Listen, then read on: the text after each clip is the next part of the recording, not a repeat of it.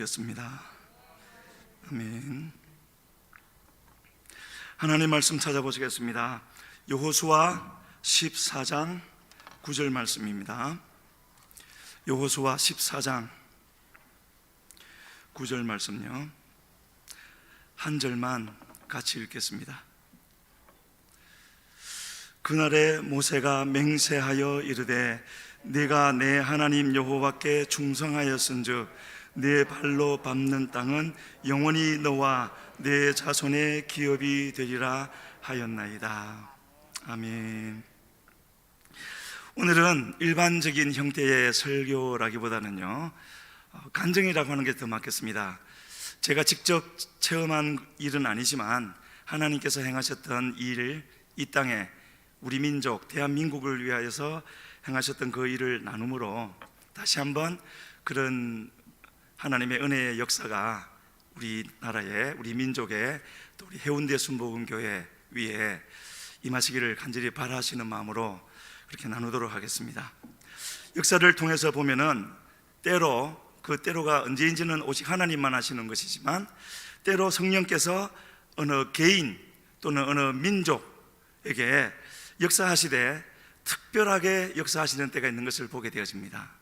그렇게 역사하시게 되면은 시간의 차이를 조금 두고 그 개인이 또는 그 민족이, 나라가 변화되는, 이거는 그냥 변화가 아니라 변혁이 일어나는 그 결과가 뒤따르게 되어지고, 그 후에 보게 되면은 그 개인의 삶의 방향, 그 나라 민족의 나아가는 방향이 변혁이 일어나서요, 바뀌어져서 그야말로 우리가 대부흥이라고 부르는 그런 일들이 시대마다 많이 여러 번 일어나게 되어졌고, 그래서 이 땅에 그런 물줄기들의 방향이 바뀌는 것을 역사 속에 기록되어져 있는 것을 볼 수가 있습니다. 세계 역사상요, 가장 큰 변혁이라고 불리는 그 일이 있습니다. 그 내용이 어떤 거냐 하면요, 20세기, 지금은 21세기지만 20세기에 있어서 기독교 성장률이 가장 높았던 그런 경우가 있었고요, 동시에 인류 역사 6,000년 동안 경제 성장률이 어느 나라, 어느 때보다도 더 높았던, 빨랐던 그 나라가 있는데, 그 나라가 어느 나라인 줄 아십니까? 우리나라지요. 대한민국을 말하고 있습니다. 그 경제 성장률을 숫자적으로 보면 이렇게 표현이 되어집니다. 우리나라가 독립했던 1945년과 최근 2010년, 15년, 이렇게 70년이 지난 때를 비교해 보면은 무려 그 규모가 얼마나 차이 나느냐 하면은요, 3만 1000배 차이 난다 합니다. 이거는 세계 역사 속에 없던 일이었는데, 그러면 지금 말씀드리려고 하는 것은 어째서, 무슨 이유가, 어떤 원인이 있어서 이런 놀라운 변화 정도가 아니라 변혁이 일어났는가, 말씀을 나누면서 계속 더 말씀을 드리겠지만, 참으로 이거는 그냥 놀랍네 라고 말을 할 수 있는 그런 일이 아니었죠. 듣는 모든 사람을 정말 깜짝 놀라게 되어지는, 우리는 늘 그 속에 있으니까 잘 모를 수가 있지만 참으로 놀라운 그런 변화였다는 것을 알 수가 있는데, 그 원인을요, 그런 일이 일어나게 된 원인을 오늘은 두 가지 사건이라고 해야 되겠나요? 두 가지 하나님이 행하신 부흥, 그 두 가지가 밑바탕이 되어지고 원인이 되어져서 우리가 지금 말했던 이런 온 세상을 깜짝 놀라게 하는 변혁을 일으키게 되어졌다 하는 것을 좀 말씀드리려고 합니다. 그 두 가지 부흥 중에 첫 번째가 바로 이 사람을 통해서 시작되어졌는데요, 슬라이드를 보여주시기 바랍니다. 이 사람은 로버트 하디라는 사람 혹시 아십니까? 캐나다 토론토 의대를 졸업한 사람입니다. 지금도 의대를 졸업했다 하면 굉장한 사람들이지만 100수십 년 전에 의대를, 그것도 명문대 의대를 나왔다는 것은 굉장한 사람이었죠. 자신의 어떤 개인적인 안위를 추구했더라면 얼마든지 평화롭고 또 돈도 많이 벌고 사람들에게 인정받는 그런 삶을 살 수 있는 그런 사람이었는데, 하나님이요 저 사람을 택하시고 의대 공부를 하는 도중에 마음에 불을 붙여주셨습니다. 그 불은 도저히 꺼지지 않았고요, 많은 사람들이 저 사람을 만류했죠. 어째서 그렇게 하려고 하느냐, 이 캐나다에서 의사 생활을 해도 얼마든지 주의 일을 할 수 있다 했지만 그의 마음속에 붙여진 그 불이 도저히 꺼지지 않았습니다. 한번 꽝 발사된 미사일에 그 추진하는 불을 어느 것도 끌 수 없는 것처럼 목적지에 가야 되는 것처럼요, 저 사람의 마음속에 하나님이 불을 붙여주셔서 기도하게 하신 한 나라가 있었는데, 그 나라가 바로 조선이라는 나라였습니다. 어딘지도 모르는, 갔다가 왔던 선교사들의 말을 듣고 그 말을 들으면서 마음에 불이 붙어가지고요, 도무지 살아계신 하나님이 역사하지 않으면, 계시지 않는다면 있을 수가 없는 일인 거죠. 그래서 의대 공부를 마치고 1890년 1월, 그러니까 지금으로부터 정확하게 131년 전 1월이니까요 1월에 조선 땅에 도착을 했습니다. 도착해서 처음 10년간은 그냥 그렇게 사역을 했는데, 그렇게 10년이 지나고 나서 1901년이 되었을 때 본격적인 하나님의 섭리가 시작되어졌습니다. 그가 강원도 원산 지경대라는 곳에 그의 선배 선교사들이 세운 창전감리교회로 가서 선교사 겸 담임 목회자로서 사역을 시작하게 되었습니다. 3년 동안 정말 최선을 다해서 한번 잘 일으켜 보겠노라는 각오, 또 성령의 인도하심을 받아서 온 이 땅이 아니었겠습니까? 그래서 최선을 다해서 했는데 그 결과는 참담한 실패였죠. 얼마나 그것이 힘들었던지 그 다음 해에 3년 사역을 마치고 나서, 물론 시간적으로는 하나님이 회복시켜 주시고 난 뒤였지만, 감리교 본부에 보낸 이 보고서에 이런 내용이었습니다. 다음 슬라이드 보여주십시오. 같이 읽겠습니다. 나는 3년 동안 강원도에서 교회가 처음 세워진 지경대 지역에서 애써 일하였으나 선교 사역의 실패는 나에게 말할 수 없는 타격을 안겨주었고 사역을 더 할 수 없을 정도로 절망감을 가져다 주었다. 1904년 보고서라고 되어져 있죠. 1903년까지 사역을 하다가 열심히 했던 것만큼 실망도 컸던 것이고요. 그래서 저렇게 말을 하고 있는데, 저렇게 절망에 빠져 있는 우리 성도님도 잘 아시겠지만, 하나님이 쓰시고자 또 하나님께 쓰임 받고자 하는 사람들 하나님이 바로 붙잡고 쓰시던가요? 꼭 저런 과정을 거치게 하시는 거죠. 완전히 자신에 대해서 절망하는 그 과정을 거치게 하시는 하나님인 것을 볼 수 있는데, 저 절망의 자리에 빠져 있는 하디에게 하나님의 은혜의 손길이 주어지기 시작했습니다. 바로 그 원산 감리교 본부에 참 하나님의 역사는 놀라운 것이 어디든지 이런 사람들이 있다는 거죠. 그 기록에 나온, 저는 그 사람들을 모르지만 기록에 그렇게 되어져 있습니다. 불같은 중보 기도자들 여선교사님 3분이 있었다고요. 중보 기도자가 없는 사역은 없는 법이죠. 기도의 중요성을 말해주는 건데, 이 여자 선교사님들 3분이 기도를 하고 있었고, 하나님의 감동 가운데 기도회를, 그러니까 영적 무장 집회 이런 거겠죠. 그런 제목은 그렇지 않았겠지만 그런 집회를, 기도회를 열어야 되겠다는 마음이 들어서 1903년 8월 24일부터 30일까지 일주일 동안 그런 기도 집회를 예정을 하고 준비를 했습니다. 그리고 그 기도 집회에 기도라는 주제로 설교 3편을 부탁했는데, 누구 했냐면은 그때 당시 원산에 있는 선교사들 중에서 가장 공부를 많이 했던 로버트 하디에게 설교 부탁을 했던 거죠. 그래서 집회가 열리기 하루 전날 8월 24일부터 시작이니까 23일 이 3편의 설교 원고를 마무리해 놓고, 그 제목이 이런 거였답니다. 첫 번째는 그리스도 안에 거함, 두 번째는 그리스도를 믿음, 세 번째는 성령 체험. 아주 귀한 제목들이죠. 의대 공부도 했고 신학도 공부를 했기 때문에 신학적으로 신앙적으로 전혀 문제가 없고 아주 뛰어난 설교 3편을 완성해 놓고 자기 책상에 앉아서 이렇게 가만히 생각을 하는 가운데 이런 마음이 들었습니다. 나는 이 설교를 할 자격이 없다. 그런 마음이 들더라는 거죠. 잘 아시겠지만 말씀 사역은요 너무나 귀한 일이고 하나님께서 귀하게 쓰시는 일인데 그 일에 부름을 받고 쓰임이 받는다는 것은 세상에 없는 그런 특권이고 감사한 일이죠. 하지만 그 일에 쓰임 받는 말씀 사역자들은요 항상 자신을 돌아봐야 합니다.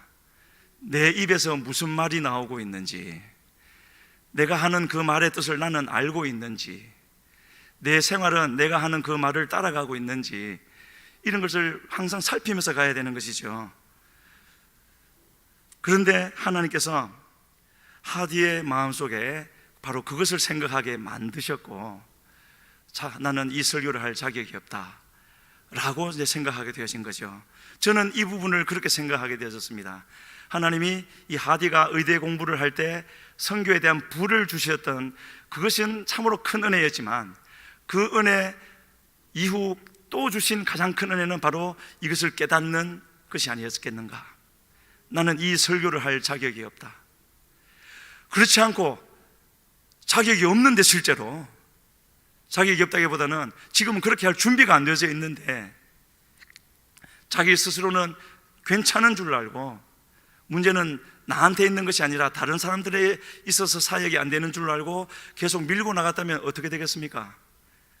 상상하기 싫은 일인 거죠. 그래서 이것을 깨닫게 되어진 것은 참으로 하나님이 주신 큰 은혜였다는 것을 우리가 생각하게 되어지고, 만약에 이 로버트 하디가 계속 그렇게 나갔다면 자기도 죽는 것이고 남도 죽이는 것이죠. 그래서 우리 모두는, 하나님의 일을 하는 우리 모두는 이 부분을 항상 힘써 달려가다가도 멈춰서서 우리 자신을 돌아보는 그런 우리가 되어야 될 줄로 믿습니다. 아마도 이 하디에게 문제가 있다면 설교는 너무나 잘 했지만 그 설교처럼 살아본 적이 없었다라는 거겠죠. 누구나 겪는 일입니다. 말씀을 전하는 사람이라면 누구나 겪는 일이고 딜레마가 되기도 하고 그러는 거죠. 말하자면 이거는 좋은 공부를 명문대에서 했기 때문에 잘 가르칠 수는 있었지만 그 말씀 속에, 자기가 전하는 말씀 속에 마땅히 있어야 될 그 하나님의 능력이 없었던 것이고요. 혼자 한 거죠. 하나님과 함께 행했던 것이 아니라 스스로 자기 힘으로 행했던 것이었고, 그러면서 또 한 가지 깨달았던 것은 그래서 내 사역이 실패했구나 하는 것이었습니다. 아마도가 아니라 실제로 그랬겠죠. 그 선진국에서 사실은 그때 조선 땅이라는 것은 미개하기 그지없는 땅이 아니겠습니까? 기록에 따르면은요, 또 실제로 그랬을 것 같습니다. 태어나서 이 한 번 닦는 일이 없는 그런 사람들이 대다수였고, 샤워 생각이나 했겠습니까? 그래서 그 나중에 선교사님들이 했던 말 중에 그런 게 있습니다. 이승만이라는 사람이 보니까 너무 연설도 잘하고 뛰어난 사람인데 그 사람과 가까이 이야기할 때 기절하는 줄 알았대요. 입냄새가 심해서. 그 정도 되는 사람도 위생 상태가 그랬으니 보통 백성들은 말할 거 있었겠습니까? 그런 미개의 나라에 온 것은 하나님의 사랑으로 온 것이었지만 이 하디의 마음 속에는 표현은 안 했겠지만 이 조선 사람들을 무시하는, 자기는 뛰어난 사람이고 미개하여서 하는 그런 마음이 있었기 때문에, 그런 마음이 있을 동안에는 하나님이 역사하시지 않지 않습니까? 그런데 때가 되어져서 그것을 깨닫게 되어진 것이었죠. 지난 3년 사역을 하면서 그런 하나님께 기도는 했겠죠. 목사가, 선교사가 기도 안 했겠습니까? 그런데 하나님이 찾으시는 기도는 그런 기도가 아니죠. 엘리야가 사르밧 과부의 집에 3년여 지내면서 갑자기 그 집에 아들이 죽었습니다. 그리고 살려놓았죠. 어떤 기도했겠습니까? 그런 기도를 하나님이 바라시는 거죠. 그래야 그 다음에 다가오는 갈멜산 사역을 할 수가 있기 때문에 하디에게도 그런 섭리가 주어졌던 것 같습니다. 그래서 그때 하디에게 주신 말씀이 있었는데, 바로 우리가 잘 아는 구하는 자에게 성령을 주시지 않겠느냐. 그는 그 말씀을 붙들고 이런 것이 너무나 감사한 일이죠. 낙심했을 때 그냥 하나님을 떠날 수도 있고, 교회를 떠날 수도 있고, 아니면 사역을 놓고 고국으로 돌아갈 수도 있는데, 그렇게 다 놓고 가지 않고요, 하나님을 다시 붙잡을 수 있는 그런 마음을 갖게 된 것, 이건 전적으로 하나님의 은혜인 것입니다. 그래서 구하는 자에게 성령을 주시지 않겠느냐, 이 말씀을 붙들고 기도하기 시작했는데요, 그의 마음을 간절하게 했던 생각은 이것이었답니다. 하나님, 나 다시는 이렇게 실패하면서 살고 싶지 않습니다. 하나님의 일을 하고 싶은데 그냥 시간만 지나고 열매 없는 이런 사역은 하고 싶지 않습니다 하고, 밤이 깊도록, 밤이 새도록 그렇게 부르짖어 기도하는 가운데, 그게 8월 23일 밤이었으니까요, 마침내 8월 24일 새벽이 되어졌을 때 우리가 흔히 하는 말로 은혜를 크게 받은 사람에게 표현하는 대로 뒤집어지는 역사가 일어났던 겁니다. 이 로버트 하디가요, 그렇게 변화된 후에 그가 이렇게 고백을 했답니다. 이제는 기도보다 말씀보다 앞서가지 않겠습니다. 하나님 응답받아서 한 걸음씩 한 걸음씩 주님 따라가겠습니다. 그렇게 기도하면서 모든 것이 새로워져서 가는데요, 그때 주신 하나님의 응답 중에 이 하디를 좀 곤란하게 만드는 그런 응답도 있었다 합니다. 뭐냐면요, 네가 사역하는 그 교회 교인들 앞에서 왜 너의 사역이 실패했는지를 자세하게 말을 하라, 그렇게 말씀하셨다는 겁니다. 다음 슬라이드를 보여주십시오. 이 교회가 바로 그 교회인데요, 원산 창정감리교회. 저 성도들과 예배 드리면서 그대로 말을 하라는 겁니다. 그럴 수 있을 것 같지 않습니까? 그러나 저때 상황은요, 선교사님이라 그러면, 특히 캐나다 선교사님이라 그러면 하늘 같은 분이었고, 그렇게 존경받는 분이었기 때문에 그렇게 높은 사람이 저렇게 낮은 사람 앞에 서서 내가 이렇게 해서 이렇게 실패해 놓으라고 하는 말은 자신을 다 내려놓지 않으면 안 되는, 정확히 하나님께서 그것을 위해서 그 말을 하라고 하시는 거죠. 그래서 그랬지만 우리의 믿음을 이렇게 표현하지 않습니까? 다른 어떤 것보다도 하나님을 더 두려워하는 것이라고요. 자기가 죽을 듯한 그런 자존심을 다 내려놓아야 되는, 전혀 선교사로서 목회자로서 폼나지 않는 그런 하나님의 명령이었지만, 이제는 하나님이 가장 중요한 분이 되어졌고 하나님을 두려워할 줄 아는 하디가 되었기 때문에 하나님께 순종을 했고요, 그렇게 있는 그대로 처음 한국에 조선에 왔을 때 그들을 어떻게 대했고, 사역을 하면서도 어떻게 했고, 그래서 예배 끝나고 저렇게 밖에 서서 인사하는데 그냥 가능한 멀리를 두고 악수만 이렇게 하고 가까이 하지 않으려고 했었는데, 이렇게 변화받고 나서는 나오는 성도들을 진심으로 안아주면서 잘못했다고 그렇게 하고요, 그렇게 했을 때 바로 그 순간에 하디에게 하늘로부터 성령이 부어졌던 그 성령이 옆으로 퍼져나가기 시작했습니다. 하나님의 부흥이 그렇게 되는 것 아니겠습니까? 먼저는 어느 한 사람에게 위로부터 임하게 되어지고, 그 성령은 계속 흘러가게 되어져서 마치 창세기 10장 10절에 2장 10절에서 말씀하시는 것처럼 에덴에서 강이 흘러 먼저 동산을 적시고 갈라져서 세상에 내 근원이 되었다고 하신 것처럼, 하디의 심령을 적시고 갈라져서 사방으로 흘러가는 것이죠. 그리고 나서요, 그게 바로 1903년 9월 첫 주 예배였는데, 그 주 중에 성경 공부 시간이 있었다 그럽니다. 그 공부 시간에 이제 공부를 하려고 하는데 최종손이라는 사람이 갑자기 일어나대요. 그 표정을 볼 때 깊은 생각과 고민에 잡힌 얼굴로 일어나서 하는 말이, 내가 지금 이 일을 하지 않으면 아무것도 할 수가 없습니다.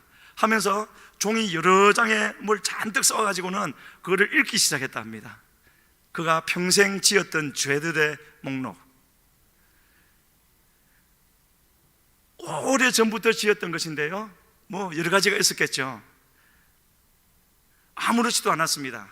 지난 수십 년 동안 아무렇지도 않았던 일이 지난 주일 1903년 9월 첫 주 예배를 드린 후에 그 생각들이 머릿속에 떠오르면서 잠을 자려고 해도 잘 수도 없고 밥을 먹으려고 해도 먹고 싶은 마음도 없고, 그래서 아무리 자려고 해도 잠이 안 오니까 자다가 일어나서 종이에 다 적고는 성경 공부 시간에 와서 그것을 고백하는 겁니다. 내가 이런 일을 저질렀다고요. 이 부분에 왔을 때 저에게도 있었던 일이 한 가지 생각났습니다.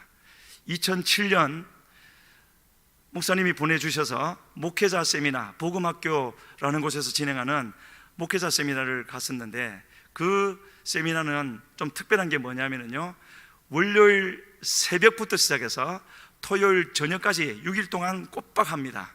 그래서 주일 저녁에 거기 가서 도착을 해야 되고, 월요일 새벽이 되어지면 중간에 쉬는 시간도 없고요, 새벽부터 일어나서 찬양하고 말씀 듣고 밥 먹고, 모여서 찬양하고 말씀 듣고 밥 먹고 기도하고, 6일 동안 빈틈없이 그렇게 해갑니다. 핸드폰 다 뺐고요. 그렇게 해가다 보면은 수요일, 목요일쯤 되면은 이 말씀이 점점 스며들어서 사람들의 변화가 일어나기 시작합니다. 그 중에 한 사람, 저도 물론 그 중에 한 사람이었지만, 제가 목격했던 한 사람은요, 어느 교회 부목사님이었는데 갑자기 수요일인가 목요일쯤 됐는데 안절부절하는 거예요. 그래서 식사하러 가서 제 앞에 줄을 서 있었는데 한참을 줄을 서 있더니 안 먹고 가버리더라고요. 왜 그러는가 했더니 나중에 고백을 하는 겁니다. 말하자면 자기가 심호하는 교회의 성도와 부적절한 관계를 가졌다고요. 이렇게 말씀드리면 무슨 뜻인 줄 아시죠? 근데 그 자리에, 그 세미나에 사모님하고 같이 온 겁니다. 나는 우리 아내를 잃고 싶지 않습니다 라고 말을 꺼내면서 그 말을 하는 겁니다. 이 말씀을 왜 드리느냐 하면요, 지금 최종손이라는 사람도 자기만 입 닫으면 되는 것 아닙니까? 누가 물어봤습니까? 왜 그렇게 그런 일을 스스로 준비해가지고 와서 말을 하는가? 도대체 뭐가 있어서 그렇게 한다는 것이죠. 다른 것이 아니었습니다. 이미 우리가 다 아는 대로 하나님이 로버트 하디에게 성령을 부으시니까 그것이 넘쳐서 흘러서 계속 성도들 향하여 지금 흘러가고 있는 거죠. 그 닿는 곳마다 동일한 역사가 일어났던 것이죠. 성령 충만하면은요, 이런 일이 일어난다는 거 우리가 잘 알지 않습니까? 그런데 우리는 항상 동전의 양면처럼 이런 면이 있으면은 그 반대편도 생각할 수 있어야 되는 것이죠. 성령 충만할 때 이와 같은 죄를 고백하는 역사가 있었다면, 성령 충만하지 않으면은요, 이렇게 예배를 참석하고 다 하지만은 여전히 밖에 나가면은 들은 말씀과는 관계없이 죄를 짓고 살고 거짓말도 하고 속이기도 하고 그러면서도 아무 느낌이 없는 거죠. 너끈히 견뎌내면서 살아가는 겁니다. 성령이 함께 하시지 않으면. 이 두 가지가 우리에게 일어나는 두 가지 양상이라는 것을 생각해 볼 수가 있는데요, 그래서 우리는 이것저것 따질 것이 아니라 하나님이 예수님을 보내셔서 죽이시고 다시 살리게 하시고 데려가시면서 왜 성령을 보내셨고 왜 성령 충만하라고 하셨는가, 입버릇처럼 말할 것이 아니라 반드시 되어져야 하는 것 아니겠습니까? 예수님이 오셔야 했던 이유처럼 성령도 오셔야 하는 것이고, 예수님은 오셨다가 가시면 되는 거였지만 성령은 오셨는데 나와 상관없으면 안 되는 것 아니겠습니까? 반드시 나의 속에 오셔야 되는 것이고 나를 충만히 채우셔야 되는 것이고, 그래서 우리 속에 있는 죄를 드러내야 되는 것이고, 드러내면 주님이 더 채워주셔서 이런 변화의 역사, 변혁의 역사, 개인에게, 교회에, 나라에 그런 일이 있어야 되는 것이지요. 그래서 바꾸어 말해서 성령이 계시지 않을 때는 죄를 지어도 몰랐지만 마침내 성령이 오시니까 영이 깨어났고요, 우리의 마음도 깨어나서 죄가 있네, 이제는 그 죄를 품고는 견딜 수가 없게 되어진 거죠. 성령께서 죄와 함께 거하실 수가 있습니까? 없는 법이죠. 그것은 마치 예수님이 마태복음 7장 21절에서 너무나 자주 인용하는 말씀 아니겠습니까? 불법을 행하는 자들아 내게서 떠나가라. 왜 떠나가야 됩니까? 주님, 죄 없으신 주님과 죄와는 같은 공간에, 같은 자리에 있을 수 없기 때문에. 이 최종선도 지난 수십 년을 아무런 죄의식 없이 살아왔지만 지난 주일 예배, 그때 이후로는 도저히 그대로 있을 수가 없어서 이 간증을 하게 되어졌고요, 그 간증을 듣던 그 자리에 있던 사람들이 그 얘기가 남의 얘기가 아니라 자기 얘기라는 것을 알게 되어졌죠. 그래서 자기들도 잘못했던 그 대상이 되는 사람들을 찾아가서 회개하기 시작하는 일이 일어났습니다. 이런 일이 점점 퍼져나가기 시작했고요, 그리고 그 다음 주일 1903년 9월 둘째 주일이 되어졌는데, 예배가 끝났는데 갑자기 그 교회에 진천수라는 양반이 한 명 있었습니다. 그 사람이 앞으로 쫓아나오더니 꼭 최종손처럼 자기 얘기를, 고백을 하기 시작하는 겁니다. 이 진천수라는 사람은 어떤 사람이냐면은 중국에 적을 두고 우리나라에도 왔다 갔다 하던 존 로스라는 선교사님의 한국어를 가르쳐주는 어학선생이었습니다. 그런데 그가 앞에 나와서, 예배 후에 앞에 나와서 하는 말이 자기 아내 얘기를 하는데,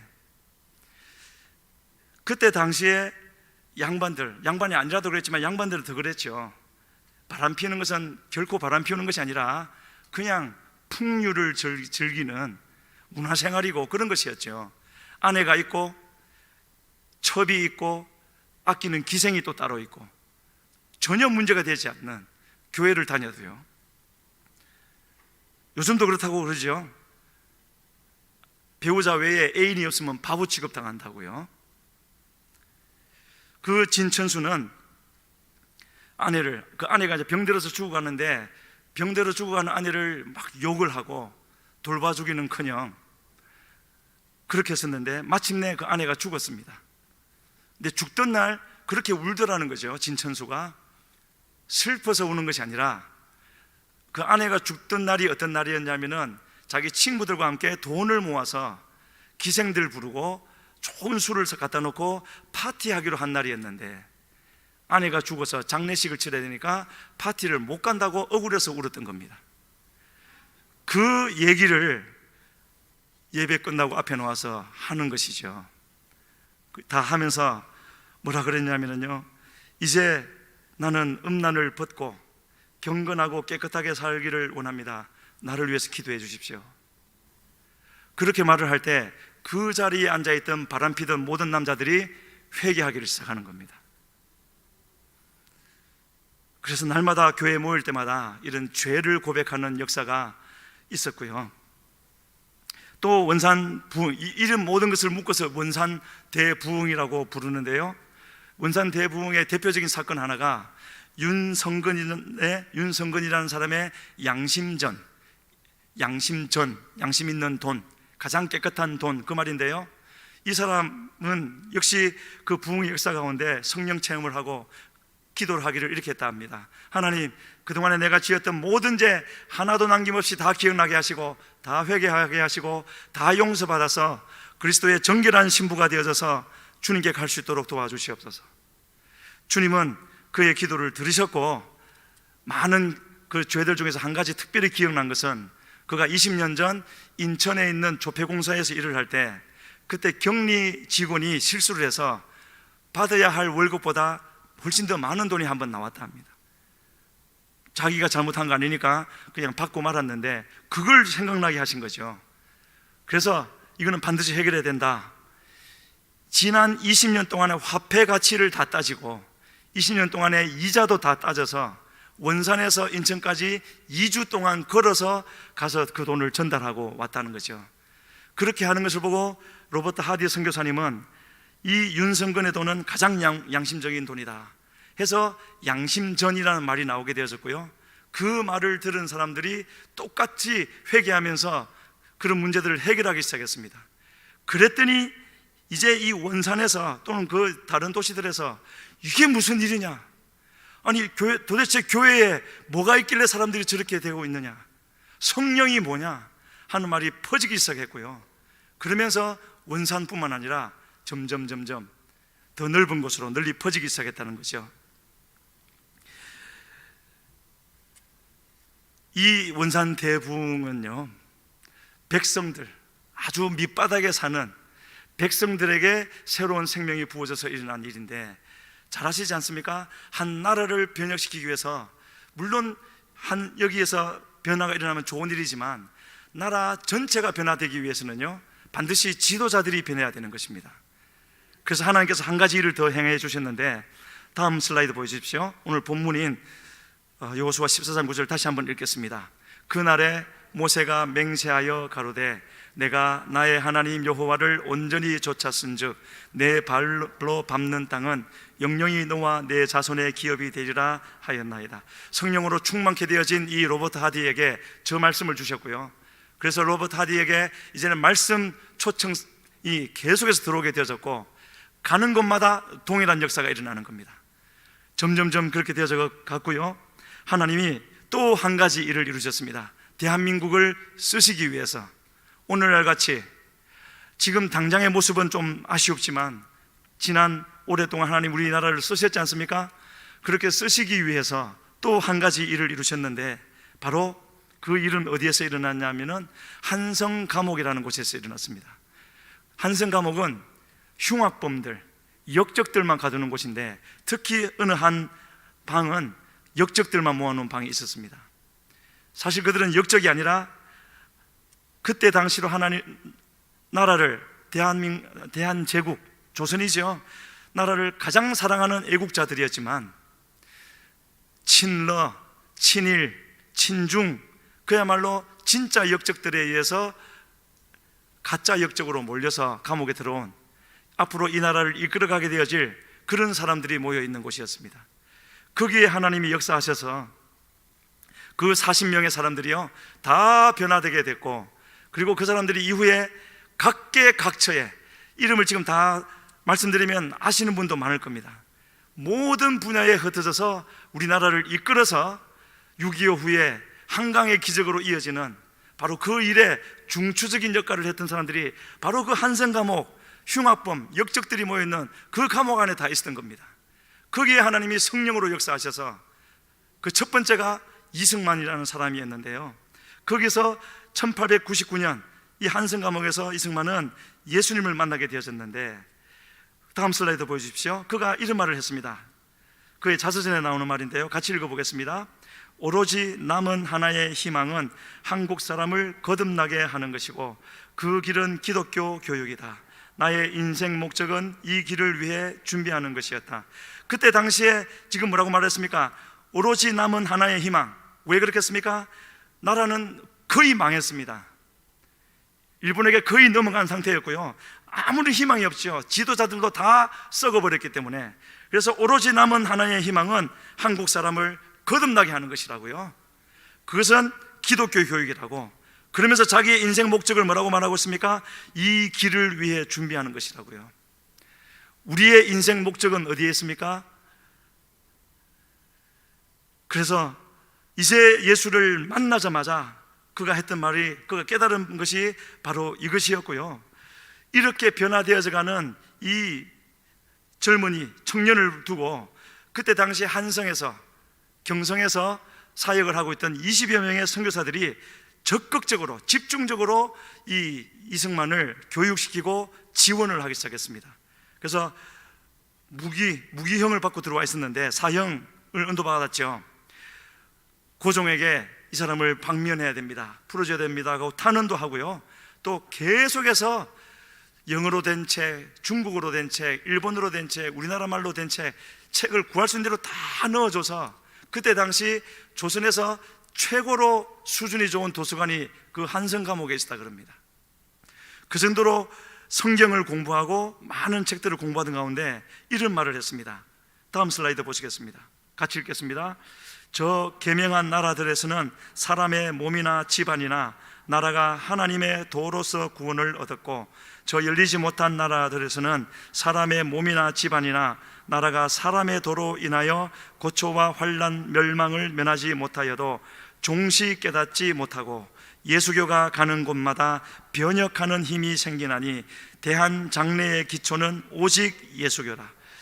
뭐라고 되어졌습니까? 하나님의 도로 구원을 얻고요, 사람의 도로는 고초와 환난을 당하는데 예수교가 가는 곳마다 변혁하는 힘이 생긴다고. 그리고 저 맨 밑에 저 글을 쓴 시기가 언제라고 되어졌습니까? 1903년입니다. 원산에서 부흥의 역사가 일어난 것이 언제였다고요? 1903년 8월 23일이었죠. 하나님은 각 서로는 몰랐겠지만 원산에서 역사를 시작하셨고, 동일하게 한성 감옥에서 역사를 시작하셔서 일어나게 하셨던 것이죠. 원산에서는 백성들에게, 여기서는 앞으로 지도자 될 사람들에게 역사하셔서 이후에 우리나라를 하나님의 선교의 나라로 그렇게 만들어가고 있었는데요, 그 해에 8월 달에 조금 전에 썼던 그 글을 썼고 3개월이 지나서 1903년 11월에 또 이런 말을 했습니다. 다음 슬라이드요. 같이 읽겠습니다. 세계 각국에 대한 선교사를 파송하여 야만과 미개한 인종에게 전도할진대 우리의 나중복도 크겠고 우리의 권리도 커지겠고 우리나라의 영광도 영국, 미국같이 드러날지라. 1903년이면은요 이제 곧 나라가 망할 때입니다. 합방은 1910년이지만 실제로는 1905년에 망하지 않습니까? 을사조약으로.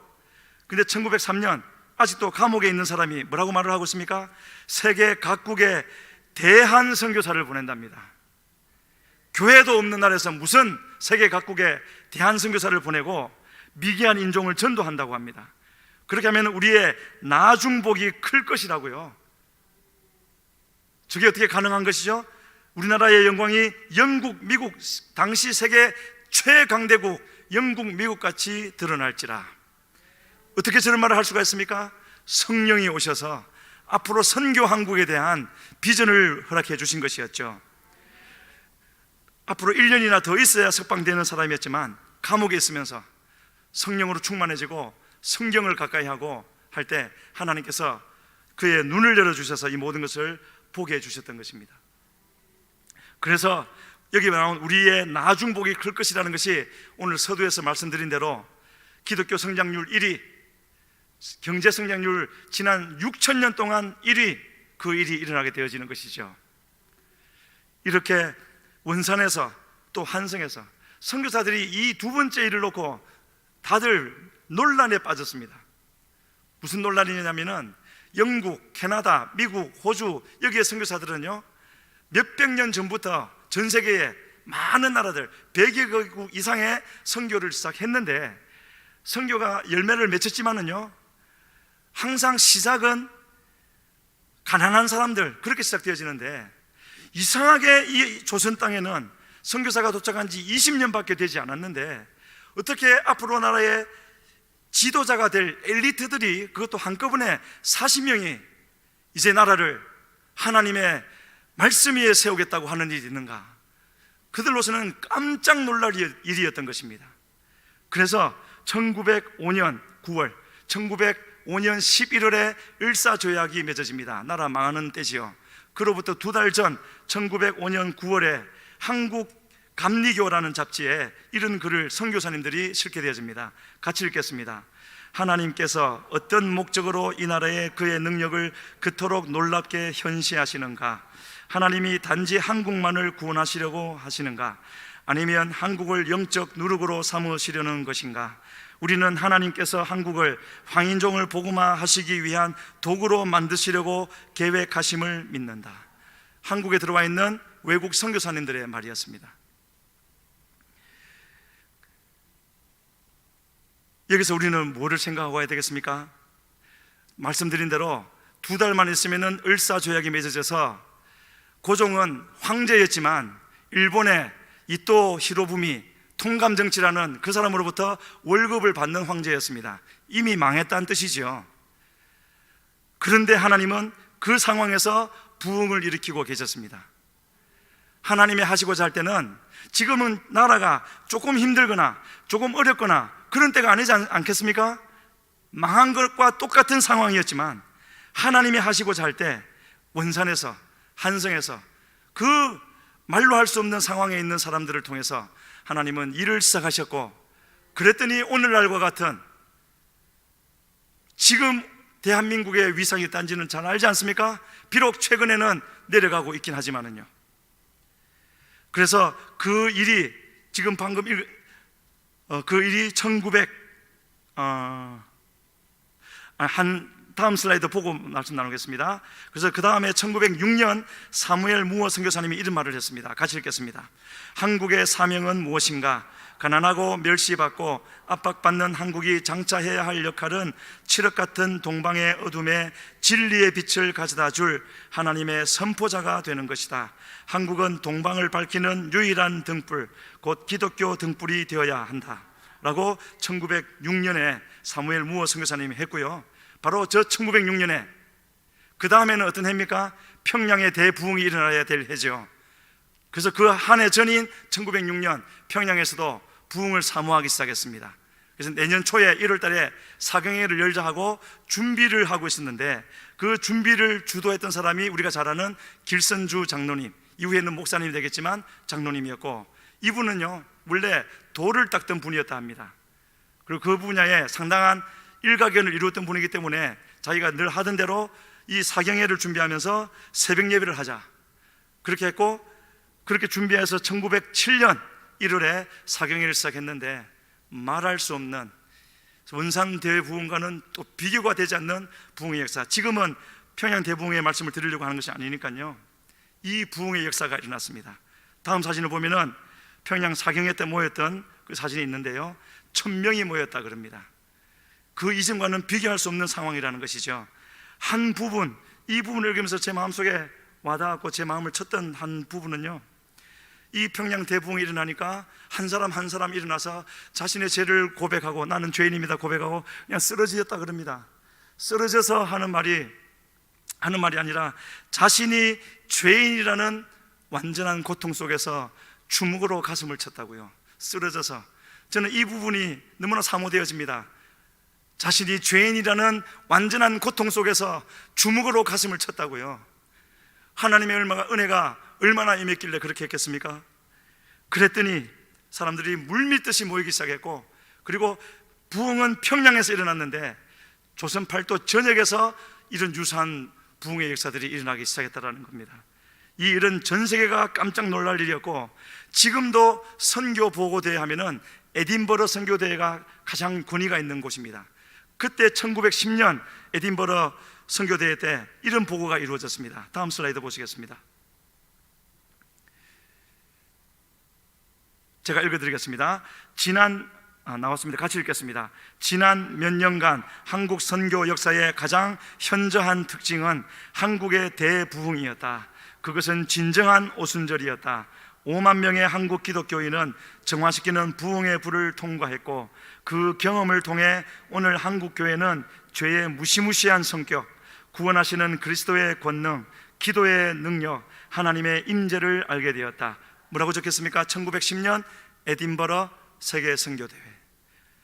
셋째 줄에 저 부분이죠. 진정한 오순절이었다고요. 선교사님들이 하는 말이고, 이 평양 대부흥에 대한 박사학위만 수백 개가 넘습니다. 저렇게 그때 평양 대부흥에서 또 한성 감옥에서 또 원산에서 부흥의 그 중심에 있었던 사람들이 이후에 독립운동군이 되어지고요, 3.1운동의 지도자들이 되어지고, 이후에 대한민국이라는 이런 작지만 큰 나라를 만드는 일에 원천적인 역할을 감당하게 되고, 또 세계 선교에 헌신하는 일이 이어졌습니다. 오늘 말씀드리려고 하는 것은 우리의 처한 상황이 어떠하든지 하나님이 하시고자 하면 되는 것인데, 다만 한 가지 차이점이 있다면요, 회개하는 역사가 있어야 되는 것이죠. 물론 그것도 성령이 오셔야 할 수 있는 것이지만 하나님께서 역사해 주실 때 또 사모해야 되지 않겠습니까? 우리의 아무것도 아닌 것을 깨닫게 해 주실 때 하나님 옆에 나아가서, 주님, 나 이대로 살고 싶지 않습니다. 지금 삶에 만족하십니까? 만족하시는 분은 그대로 사시고요, 하나님, 나 이렇게 계속 살고 싶지 않습니다. 그런 부분이 있다면 우리는 주님 앞에 나와서 기도해야 될 줄로 믿습니다. 그렇게 기도하는 사람이 나오기를 기다리는 우리 주님이신 줄로 믿습니다. 우리의 상황이 지금 힘들고 어렵지만 그거에 관계없이 하나님께 나아가서 하나님의 손을 들어 올리기만 하면은, 우리가 주님의 손을 올려 드려야죠. 주님이 역사하시도록요. 그렇게만 하면은 주님이 역사하셔서 다시 새롭게 되어지는 역사가 있을 줄로 믿습니다. 우리 시간에 같이 기도하시겠습니다. 하나님, 우리 조국 대한민국을 다시 한번 긍휼히 여겨 주시옵소서. 오늘 이 자리에 모인 우리가 먼저 회개하며 주께로 가오리니 주여 성령을 부어주시어서 우리의 마음을 열어주시옵소서. 우리에게 먼저 성령을 부어주시고 우리를 통하여 옆으로 많은 사람들에게 흘러가게 하여 주시어서 대한민국을 다 뒤덮게 하여 주시옵소서. 우리 해운대 순복음교회가 주의 성령으로 충만케 되어지는 역사를 일으켜 주시옵소서. 우리 주여 부르시고 기도합니다. 주여.